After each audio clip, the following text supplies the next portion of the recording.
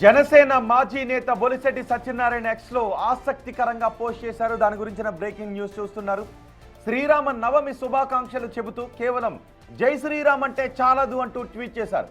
Janasena party నుంచి బయటకు వచ్చినప్పటి నుంచి సోషల్ మీడియా వేదికలలో ఇంట్రెస్టింగ్ పోస్టులు పెడుతున్నారు బొలిశెట్టి.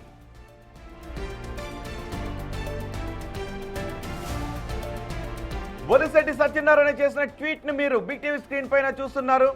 కేవలం జై శ్రీరామ్ అంటే చాలదు, రాముడిలా అధికార ధన పరస్త్రీ వ్యామోహాలకు లోను కాకుండా ధర్మం ప్రకృతి జీవకారుణ్యంపై వైపు అడుగులు వేసే ప్రయత్నం చేయాలి. 1000 ఏళ్లు గడిచిన రాముడు మన గుండెల్లో కొలువై ఉండటానికి కారణం ఆయన పాటించిన ధర్మరక్షణ కోసం రాజ్యాన్ని తృణప్రాయంగా వదిలేసి వ్యక్తిగత సుఖాలను చివరికి భార్యను కూడా వీడి ఎన్నో కష్టాలను అనుభవించిన త్యాగమూర్తి మన శ్రీరామచంద్రమూర్తి అంటూ ఆయన ట్వీట్ చేశారు.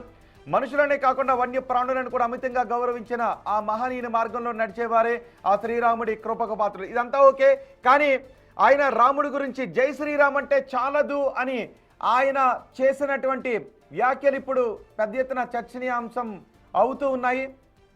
ఆయన చేసిన ట్వీట్ని మీరు బిగ్ టీవీ స్క్రీన్ పైన చూస్తున్నారు. కోదండరాముడు మార్గం చూపాలని మీపై, మీ కుటుంబ సభ్యులపై ఆ శ్రీరాముడి ఆశీస్సులు ఎల్లప్పుడూ ఉండాలని కోరుకుంటున్నాను అని ఈ ట్వీట్లో పేర్కొన్నారు.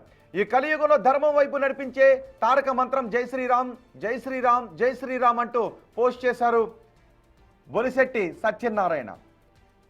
అయితే అందులో జై శ్రీరామ్ అంటే చాలదు అనే మాట ఆయన ఎందుకు వాడారు అన్న దానిపై ఇప్పుడు చర్చనీయాంశంగా మారింది. కలియుగంలో ధర్మం వైపు నడిపించే తారక మంత్రం జై శ్రీరామ్, జై శ్రీరామ్, జై శ్రీరామ్ అని ఆ ట్వీట్ను ఆయన ముగించారు. ఈ మధ్యకాలంలో బొలిశెట్టి సత్యనారాయణ ఆసక్తికరమైన ట్వీట్లు చేస్తూ ఉన్నారు.